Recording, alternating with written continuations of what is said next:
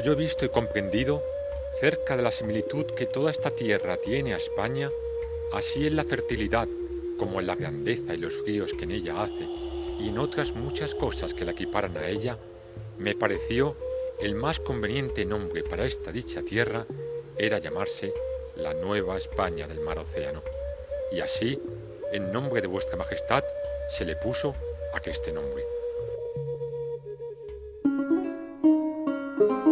Este evocador fragmento pertenece a la segunda carta de relación de Hernán Cortés.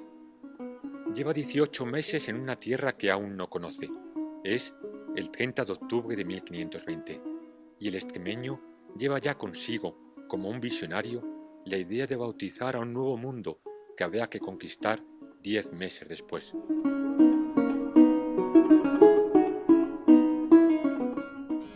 ¿A qué época pertenece Hernán Cortés?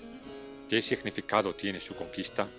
¿Qué representa para la humanidad el encuentro entre los antiguos mexicanos y la llegada de los europeos?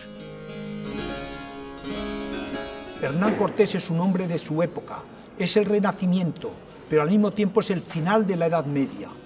Por una parte, él va a ser un militar medieval, viene de una tradición de siglos de lucha contra los árabes, solo que el campo se traslada ahora a América, pero el proceso es el mismo. Pero por otra parte también estamos en el momento de máximo florecimiento del humanismo en España. Él ha estado en la Salamanca donde estaba Nebrija y tantos otros humanistas. Y entonces siempre hay un fondo humanista que viene de la tradición clásica. Cuando vemos las fundaciones españolas en América, cuando vemos su forma de actuar y de hacer una fundación con ritos propios de la España de la época, pero donde tenía que haber un sacerdote y un escribano, sobre todo el escribano, para levantar testimonio de que hubiera una colonia, aunque no hubiera habitantes, mientras que habitantes sin ese rito no eran ciudad. Eso evidentemente suena a formación clásica, como su conocimiento del latín. Es decir, es un hombre que está en ese momento, diríamos, de transición de la Edad Media al Renacimiento, lo cual ayuda a explicar muchísimos de sus aciertos y también de sus defectos personales.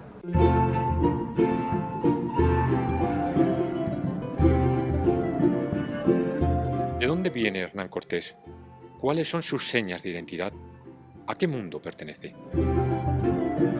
Medellín, cuna de Hernán Cortés, inserta en la cuenca del Guadiana, se remonta al siglo IV a.C. A lo largo de su historia, desfilaron por esta tierra los ejércitos romanos, betones, celtas y lusitanos. Hernán Cortés viene de un territorio colonizado, es decir, era un colonizado, un conquistador muchas veces conquistado. Es una reflexión para todos. Descendiente de hidalgos provenientes del antiguo reino de León, Hernán Cortés fue hijo único. Desde niño destacó, más que por su aspecto físico o complexión, por su carisma y fuerte personalidad. Muy joven se trasladó a Salamanca y aunque muchos especialistas han sostenido que cursó estudios de bachiller, lo único cierto es que solamente se acercó a la gramática y al latín gracias a los preceptos de su tutor y tío Francisco Núñez. Cortés abandonó su formación para cumplir su sueño de embarcarse hacia el Nuevo Mundo. Tras varios intentos fallidos, logra formar parte de una expedición a la Española en 1504. Sus modelos, César o no digamos Alejandro Magno, son auténticos militares de carrera, formados en ambientes militares desde el principio. Uno es hijo de un pretor, Alejandro Magno es nada menos que de Filipo II, uno de los grandes genios estratégicos de la historia, que ha sido el primero y el único capaz de unificar Grecia, y mientras que Hernán Cortés viene de una modesta familia hidalga de Medellín. Eso marca una notable diferencia, es decir, él no era militar de profesión. Lo que aprende Hernán Cortés, que seguramente lo ha aprendido también por tradiciones de lecturas en Salamanca de la vida de César y también de experiencias familiares, de tradiciones de la larga reconquista contra los árabes en la península ibérica, es a saberse mover frente al enemigo y a saber emplear las fuerzas que se tienen para imponerse a lo que se tiene delante. viaje por el mar tenebroso, como denominaban los marineros al océano Atlántico, era a través de carabelas, pequeñas embarcaciones que solían pesar entre 60 y 80 toneladas. Las más grandes podían alcanzar hasta 18 metros de eslora, 5 de manga y 2,5 metros de altura. Eran cáscaras de nuez en un mar embravecido.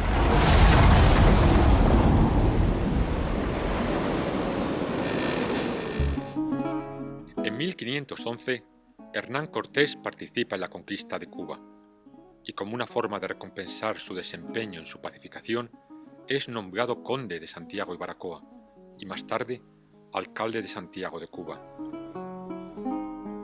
Diego de Velázquez, gobernador de la isla, decide entonces enviar a este poderoso caballero en busca de la fortuna, y así, en 1519, con apenas 34 años de edad, Hernán Cortés parte de Santiago de Cuba, llega a la villa de Trinidad, donde es recibido por Juan de Grijalva, y finalmente, el 10 de febrero, con 11 barcos, 600 hombres, 30 caballos y armamento, comienza su travesía hasta llegar a las costas de Cozumel.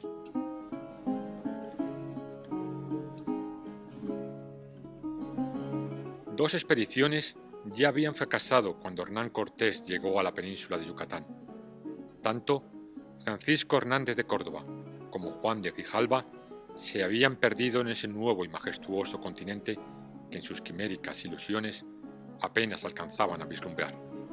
No queríamos en absoluto plantear polémicas, sino que justamente fueran los espectadores, primero sobre todo en España, que Cortés se conociera, porque parece una incongruencia el que cuando hablas de Cortés casi hay una omisión en el conocimiento del personaje, cuando es con sus luces y sus sombras, es alguien importante en la historia fundamentalmente para la historia de España, ¿no?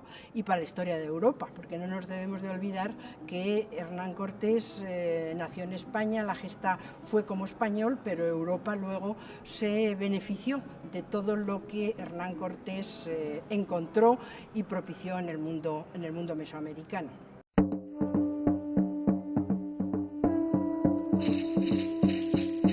En noviembre de 1519, Hernán Cortés desembarca en la isla de Cozumel. En su camino hacia la capital del Imperio Mexica, libra batallas en Yucatán y Tabasco y funda la villa de la Veracruz. También forjó su leyenda negra en Cholula, donde asesinó a 3.000 nobles e indígenas sin piedad alguna. En sus cartas de relación, Hernán Cortés habla maravillado del mercado de Tlatelolco, donde diariamente 60.000 personas se reunían para comprar y vender las más exóticas mercancías. La moneda corriente era el cacao, pero también se valoraban las transacciones con exquisitas mantas de algodón.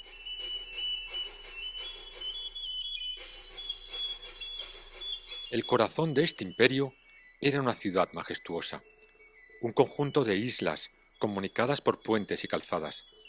Había calles de tierra y de agua, palacios blancos y miles de viviendas para una población estimada por algunos cronistas hasta en 300.000 habitantes. Era una civilización rica, con templos y pirámides, y oro, mucho oro. En ese proceso el oro jugaba un papel fundamental. El viaje a América es el viaje de la fiebre del oro. Si se me permite, es un esquema que históricamente no es cierto, pero es un mito que ayuda a entender que la gente que iba a América iba a mejorar de calidad de vida.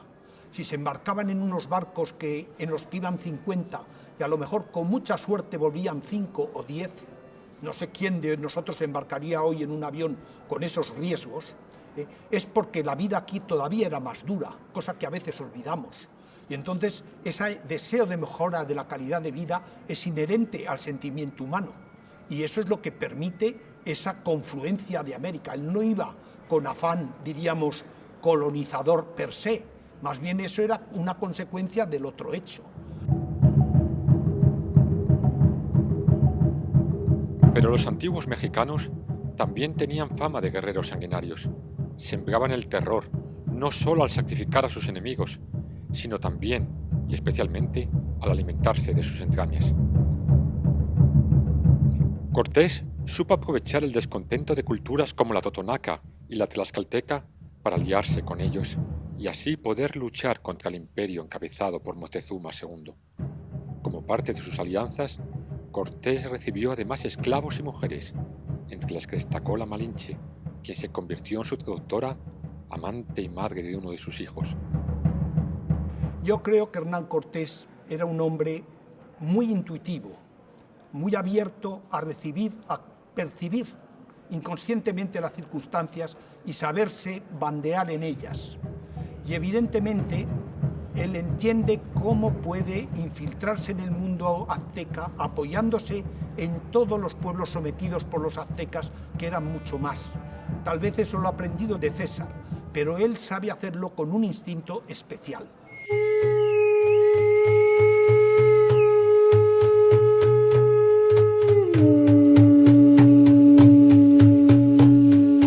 Moctezuma II envió a Cortés los más diversos presentes, para intentar saciar su codicia y evitar un enfrentamiento, pero más que alejarlo, despertó su ambición por conquistar este imperio. La leyenda de que el dios Quetzalcóatl volvería algún día por mar, desde donde nace el sol, era bien conocida por los antiguos mexicanos. Algunos presagios, las armaduras, las espadas, mastines y caballos contribuyeron a que Moctezuma II los confundiera con dioses.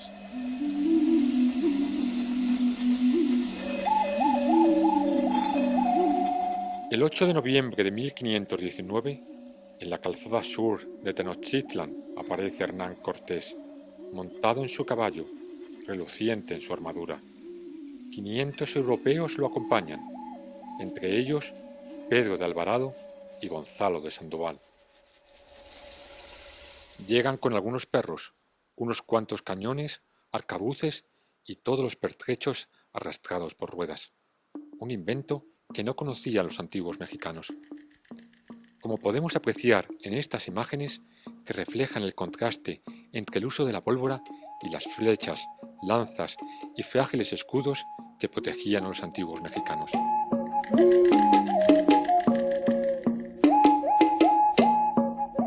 Aparece Moctezuma II, rodeado por muchos nobles mexicas, adornados con exquisito plumaje. El emperador cruza la calzada en su litera verde, ataviado con joyas, oro, bordados y unas sandalias decoradas con oro, ciñéndole los pies. Este es uno de los momentos más relevantes de la historia de la humanidad. Realmente no hay otro momento en el que se unan dos culturas tan distintas. Son culturas absolutas que no se han encontrado durante miles y miles y miles de años. Por tanto, ese choque es mucho más interesante que los propios personajes que participan en él. Y por tanto, esos personajes han hecho que no nos diéramos cuenta, la mitificación de esos personajes, de la importancia de ese encuentro entre dos mundos, que se inician con las civilizaciones de Babilonia en un lado, con aquel Teotihuacán, o las civilizaciones anteriores a las aztecas o mexicas en México, y que acaban encontrándose en un momento con todo ese bagaje cultural por los dos lados. Moctezuma recibió a Cortés, entregándole el penacho de Quetzalcóatl. Fue hospitalario con los españoles, y durante un breve lapso convivieron en los palacios mexicas. Fue un tiempo dorado que ha quedado sepultado por los sangrientos días de la conquista. Los españoles de entonces se mezclaron sin ningún tipo de problema y se mezclaron no solamente con las gentes autóctonas mesoamericanas, sino que luego se fueron entre unos y otros entremezclando. Y este mestizaje humano se produjo, yo creo que desde los mismos momentos que llega Cortés. La prueba es que cuando él llega a Yucatán ya existía mestizaje entre un español y una indígena, de tal manera que eso se produce inmediatamente. No hay ningún problema, yo creo, por parte del español. Asentado en Tenochtitlan, Cortés recibe noticias de la presencia de Pánfilo de Narváez en las costas de la Villa Rica de la Veracruz y sale en su búsqueda. En la capital azteca deja al frente a Pedro de Alvarado, que guiado por rumores lleva a cabo una cruel matanza en el Templo Mayor. Moctezuma II muere en las batallas se cree que apedreado por su propia gente. Los españoles huyen en la famosa Noche Triste, pero se recuperan y comienza el sitio de Tenochtitlan, que tras 75 días de destrucción sucumbe ante el Imperio Español la tarde del 13 de agosto de 1521. Una idea que tiene el español desde el mismo momento de los comienzos del 16 es la de quedarse. O sea, la idea es la de quedarse. Y no solamente es la idea de quedarse en la costa en este caso veracruzana, por ejemplo, para ser el nexo o la conexión del puerto con Sevilla o con Cádiz para la extracción, por ejemplo, de la plata o de otros materiales importantes. La idea del español es la de quedarse y la de avanzar, es decir, la de ganar territorio fundando ciudades. De tal manera que desde México hasta la punta sur de Sudamérica, el español avanza en frontera y va fundando ciudades. Y la propia corona le obliga al español que va a América a que no solamente llegue, sino que se quede. Y para asegurar esa permanencia le obliga a levantar en un tiempo concreto los edificios de vivienda. ¿Por qué? Pues porque si hay una ciudad fundada y la ciudad levanta las construcciones, el retroceso de la población prácticamente va a ser imposible.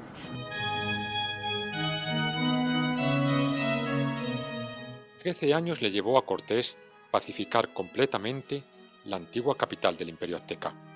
A partir de entonces, establece valores y principios que tienen que ver con la evangelización, la encomienda y la construcción de lo que a partir de entonces se conocería como la Nueva España.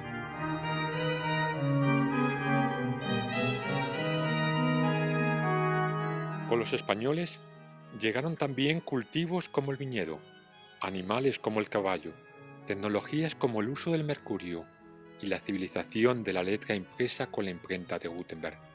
Pero sin duda, el impacto más fuerte tuvo que ver con el intercambio que surgió con las rutas comerciales, que a partir de 1521 se crearon primero entre Europa y América y años más tarde entre Oriente y Occidente. Y una de las cosas que más me sorprendió es cómo ese nuevo mundo, que entonces se llama la Nueva España, que ahora es México, se convierte en el eje de un mercado que coge desde el oriente de China, Japón, Birmania, las Molucas, todo el mundo de la Micronesia, de la Polinesia, hasta México, y México es el centro de otro mundo que es cruzar el Atlántico y llegar a Europa. Lo que mueve esos grandes mercados es la plata que sale de las grandes minas mexicanas, también de las de Perú, pero sobre todo de México. Y es ese revulsivo el que crea la primera ruta comercial mundial. Probablemente la plata mexicana es la que ha permitido de forma indirecta no solo crear un comercio, el primer comercio a nivel global, sino también pagar el mercantilismo europeo del siglo XVII y los capitales que van a permitir la primera industrialización de Europa en el siglo XVIII. Es decir, es la verdadera puerta al mundo global que vivimos hoy. 3 siglos ocurrirán entre la conquista de la capital azteca y la independencia de México. En esos años, una nueva nación se forjó paso a paso, en lo espiritual con la evangelización, en lo económico con el comercio mundial y en lo cultural con la educación, las artes y las letras. Fue un mestizaje que podemos apreciar en toda su magnitud en los óleos que incluye esta muestra y que permite descubrir un nuevo mundo que hoy en día es de una actualidad sorprendente. Sí, yo creo que es una cosa muy interesante cuando vemos el Museo de Chapultepec o aquí en Madrid vemos el Museo de América. Sorprenden esos cuadros que llaman de castas, es decir, de estudio y de observación de que había gentes de razas muy distintas y además que al mezclarse las distintas razas daban resultados muy interesantes pero siempre los mismos. Es decir, es un auténtico estudio racial, no racista, sino de ver una realidad muy compleja que en el fondo era la primera visión del mundo complejo que vivimos hoy.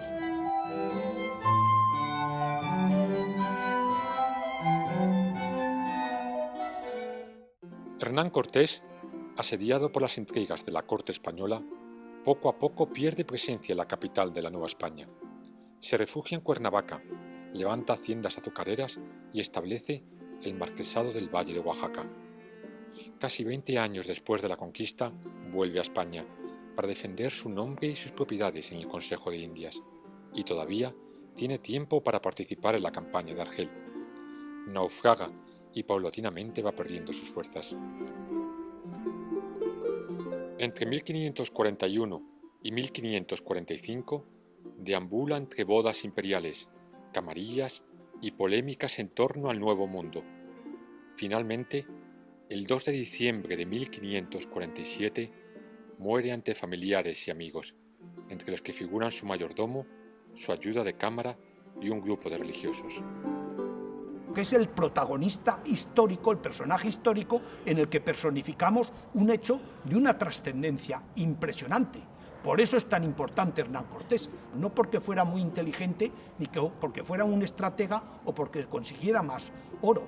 Yo creo que desde la perspectiva actual, el interés real es que representa la unión del viejo y el nuevo mundo. Es un paso definitivo en la historia de la humanidad.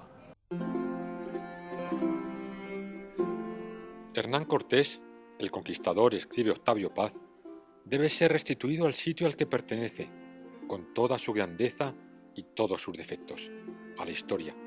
Así dejará de ser un mito antihistórico y se convertirá en un personaje histórico, es decir, humano.